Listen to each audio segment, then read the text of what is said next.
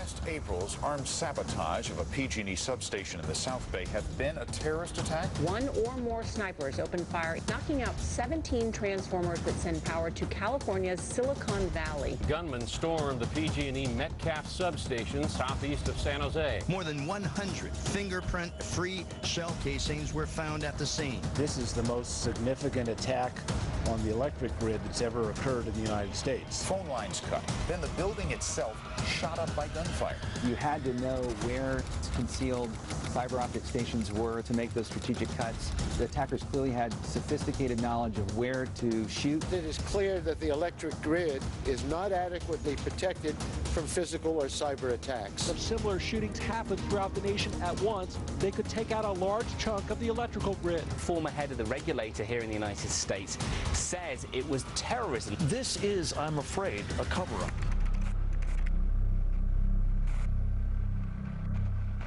Welcome to Real News Investigates.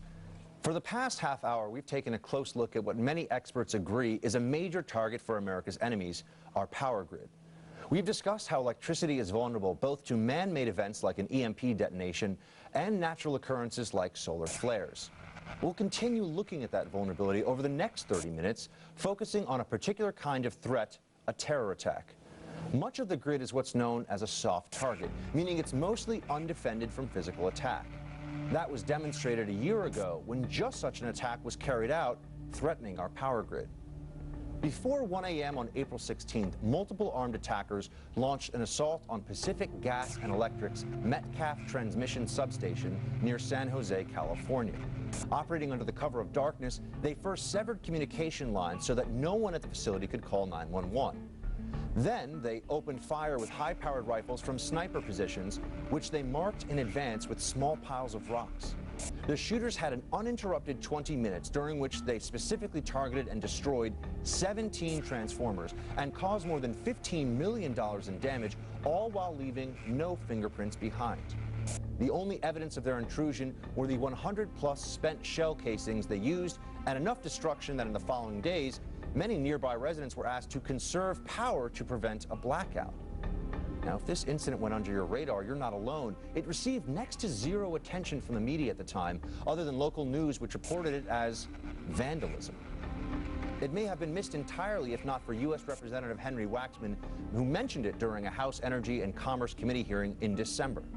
The nation's critical infrastructure and defense installations simply cannot function without electricity. Yet it is clear that the electric grid is not adequately protected from physical or cyber attacks. And these are not theoretical concerns. Just this April, there was an actual attack on our electricity infrastructure. This was an unprecedented and sophisticated attack under slightly different conditions.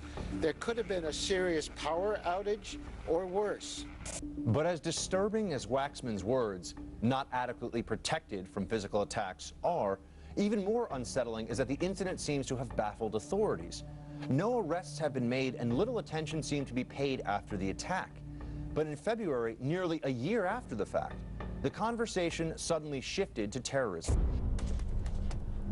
John Wellinghoff, who was chairman of the Federal Energy Regulatory Commission at the time of the attack, well, he dropped a bombshell, telling the Wall Street Journal that the shooting was, quote, the most significant incident of domestic terrorism involving the grid that has ever occurred in the United States. That statement was significant not only because it indicated terrorists had attacked our power grid, but also because it contradicted the FBI's claims.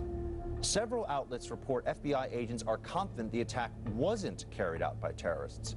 According to Peter Lee, an FBI spokesman, based on the information we have right now, we don't believe it's related to terrorism, but he adds, until we understand the motives, we won't be 100% sure it's not terrorism. The confusion among officials is leading to a number of theories about who's behind the attack, ranging from environmentalists or domestic terrorists to disgruntled power company employees. Some wonder whether it's related to the Boston Marathon bombing, which happened only 13 hours earlier. Others speculate a foreign state, such as Iran, might be behind the strike, and it's a dry run for a much larger, more devastating attack that could occur in the future. What is clear is that the culprits were highly trained professionals that shouldn't be taken lightly, as was stated colorfully by Mark Johnson. He's a retired Pacific Gas and Electric vice president. He says that this wasn't an incident where Billy Bob and Joe decided, after a few brewskis, to come in and shoot up a substation.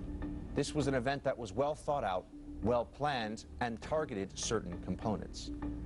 If professionals, possibly terrorists, are targeting substations, it seems like reason to worry. A leaked study by the Federal Energy Regulatory Commission concluded that destroying just 9 of the country's 55,000 electric transmission substations could send the entire country into a blackout lasting months. Even an outage in one part of the country could cause problems, as the U.S. power grid is divided into 3 sections, called interconnections, and power cannot be rerouted from one interconnection to another in an emergency. We've been warned about the power grid's vulnerabilities before. We've even been warned specifically of a terrorist attack similar to the incident in San Jose. A 2012 report from the National Academy of Sciences said our power grid's physical facilities are vulnerable to mechanical intervention or from serious physical damage from standoff attack projectiles and explosive devices. And the report points out that this is a tactic that's already in use around the world.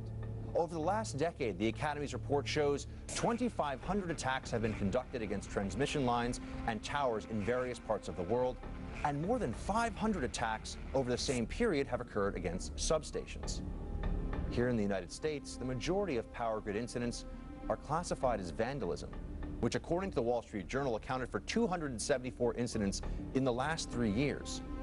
But documents from New Jersey's Regional Operations Intelligence Center, reported by the Washington Free Beacon, say there's been an uptick in intrusions by unknown persons at electric grid compounds across the country, and officials are concerned. While there are those out there who wish to do damage to our electric grid, it seems like a no-brainer that we should fully investigate any attacks on our power infrastructure, particularly if they appear terror-related. But some believe that not only are we avoiding advanced steps to protect the grid, but that power companies, acting out of self-interest, are downplaying attacks that have occurred. Frank Gaffney, an Assistant Secretary of Defense under President Reagan, recently went as far as calling the San Jose incident a cover-up. We've seen the electric utilities try to conceal from the public the vulnerability of their infrastructure. And you used the term earlier in the program with my friend Jim Inhofe about cover-ups. This is, I'm afraid, a cover-up of one kind or another for whatever reason. So as theories abound about the attack in San Jose, are authorities getting any closer to solving the mystery? Mark Martin is a reporter at CBN News who has covered this story from the ground. He'll join me next.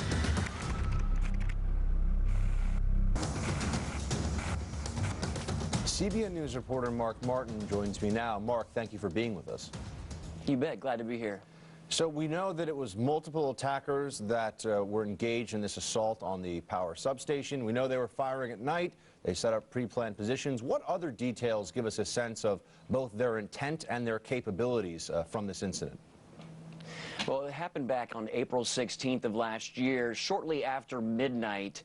And what exactly happened? They believe that more than one person was involved because they had to move the lid off of a heavy vault that down in that storage container there were telephone cables, and they cut the telephone cables first, and then they stayed outside the perimeter fence, and they basically unloaded an AK-47 type rifle on 17 giant transformers, 6 circuit breakers, and basically those transformers, the circuit breakers, the electrical equipment at the Metcalf transmission substation, they supply power to Silicon Valley.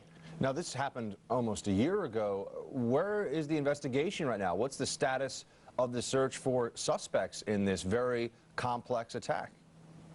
Well, as of right now, they do not have any suspects. Even the casings that were left behind by the AK-47 type rifles that were used were fingerprint free. That means that whoever did this took the time to wipe the fingerprints off of the shell casings.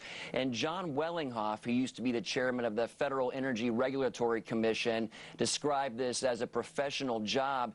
And he, in essence, broke this story to the Wall Street Journal, describing describing it as the worst act of domestic terrorism to the electric grid in the U.S. as to date. Now, at first it might have been thought that this was sabotage, but as you just mentioned, people who are very close to the investigation are saying that this was actually an act of terrorism. What's being done that you know of, and what are your sources telling you to both continue this investigation and try to maybe prevent this kind of thing from happening in the future?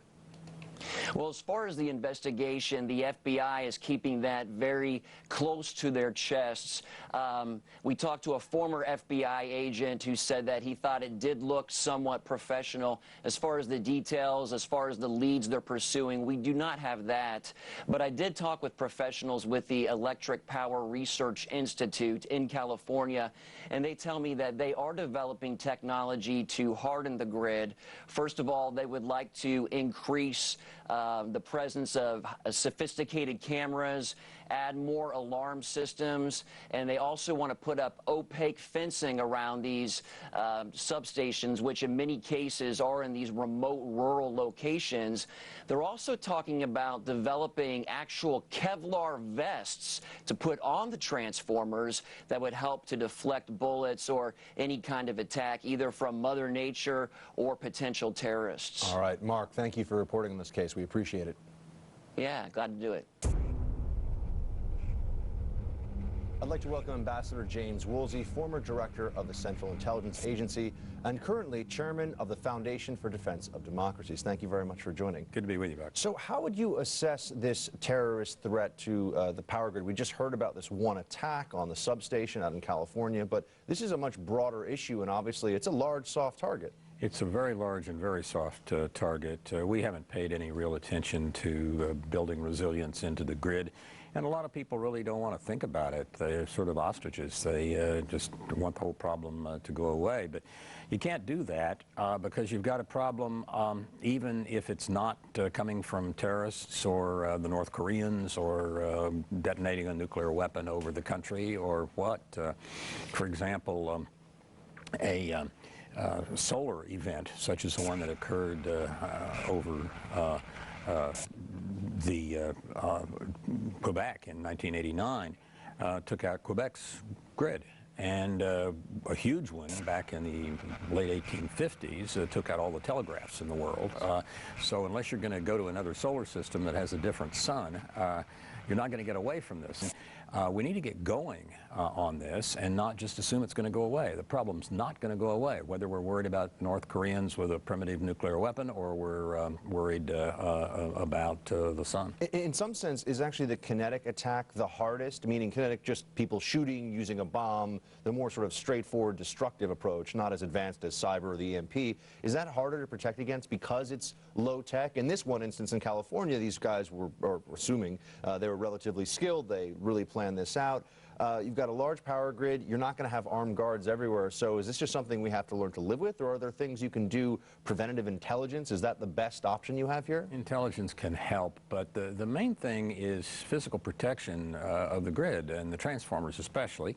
We need more companies making transformers. We need modular transformers so that a transformer, which is the heart of the system, it steps up the voltage so it can be transmitted long distances and then steps it down so we can use it in our kitchens. You've got to have things like Kevlar shields and so forth, so it's not so easy to take out a transformer just by shooting it with a rifle. But when you put together the vulnerability to kinetic attacks of the transformers and the vulnerability from electromagnetic pulse, whether caused by the sun or caused by, say, the North Koreans, or the cyber attacks, which are kind of a cousin of electromagnetic pulse attacks. Most of those are not gigantically expensive to defend against. What our problem is organization. The electric utility business has a few people who are interested in this, but as a general proposition, the head of ARPA-E, the energy side of the Defense Research Project Agency organization, the Pentagon, the head of that a few months ago told me that the 2,500 utilities or so in the country spend less on research and development that would basically help defend the grid. They spend less on that than the United States spends on research and development for dog foods. So, well, we have pretty healthy dogs, and that's good. But and clearly not spending enough to harden these kinds of targets. Just one last thing I wanted to ask you, and that is the technical know-how that we saw in the attack on the substation outside of San Jose.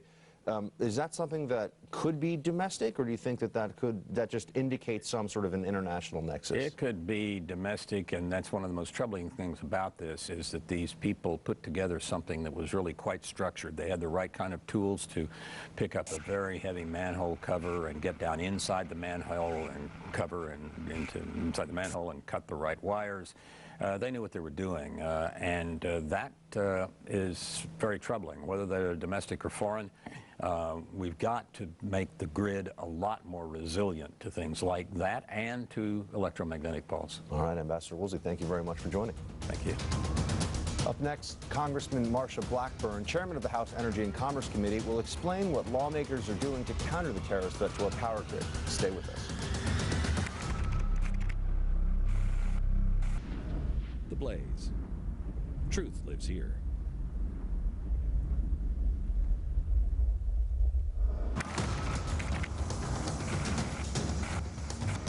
Joining me now is Congressman Marsha Blackburn, the Vice Chairman of the House Energy and Commerce Committee. Congressman, thank you for joining us. Absolutely. Good to be with you. Thank you. Have you and fellow members of the House been giving greater attention or getting more briefings on grid security, specifically because of what happened at that substation last April in California? Yes, I think it is fair to say more attention has been paid to this issue. When you look at the attack that took place in California, when you look at the threat of EMP and you realize grid security is an issue, it does merit more attention. Now, we heard earlier from Representative Henry Waxman. He's a fellow member of the Energy and Commerce Committee. He said in December that the electric grid is not adequately protected from physical attacks, specifically in the case of terrorism. Can we say that that's the case? I mean, how seriously are we taking terrorism as a threat to the power grid? Well, my hope is that we will put more attention on all of our critical infrastructure, whether it is our nuclear power plants or whether it is our electric power generation system and the power grid.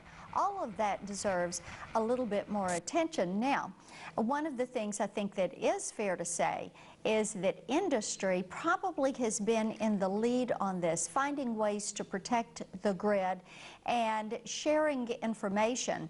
It probably is the Department of Energy, the EPA, and some of the federal agencies that have not acted as quickly or have processed information. And my hope is now with a coordinated effort that is out there, you're going to see more attention put on it between industry and the federal agencies. Now, between those two sides, I think it's interesting to try to get at whether it's even possible. You know, the Wall Street Journal recently reported that if terrorists destroy just 9 of 55,000 electrical transmission substations, the entire U.S. could be blacked out for months even. Are there any security measures being taken, or is it even possible to take security measures that would prevent terrorism from being able to attack these targets, or is it simply just a question of doing the best we can with limited resources and hoping that this doesn't get repeated with greater success from the terrorist perspective?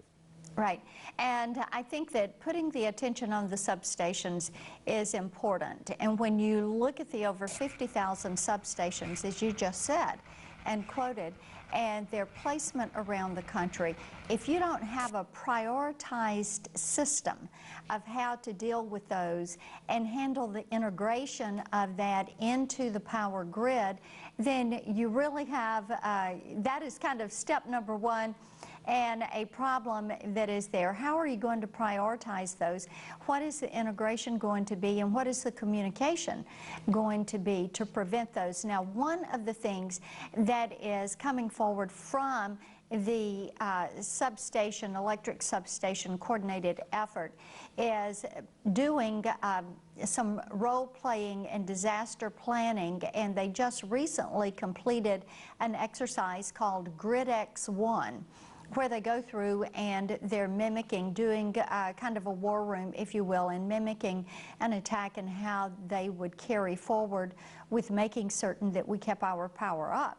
But I have to tell you, it is of tremendous concern to me when you look at the vulnerabilities for our nuclear power generation facilities and also for our power grid. The vulnerabilities there for cyber attack, for sabotage, and the lack of preparation that is there. When you talk about security, this is one of the areas that certainly deserves more attention. Congressman, before we go, do you have any inclination, based upon what you've already found out on this attack, based upon previous public briefings, who's responsible for this attack? We haven't been able to get to that answer yet. No, we have not been able to get that answer, and we are very hopeful when we have our briefing that we're going to be able to get a little bit more information, and hopefully they know by now exactly who was responsible for this attack, and the hope would be that they are going to face the felony penalties that should be placed upon them.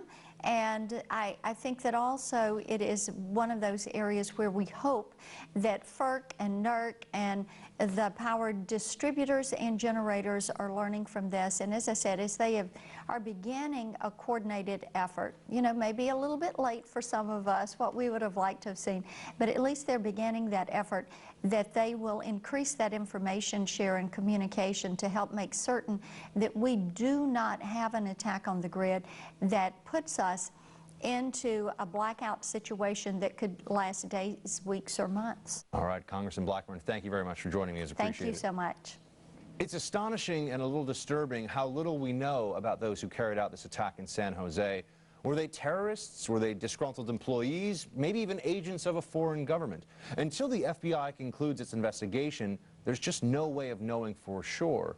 But if we don't ask the tough questions and illuminate the truth now, it seems we could literally end up in the dark. The truth often lies somewhere between the sensational and the mundane, and our mission is to find it. This has been Real News Investigates. Thanks for watching, America. Good night.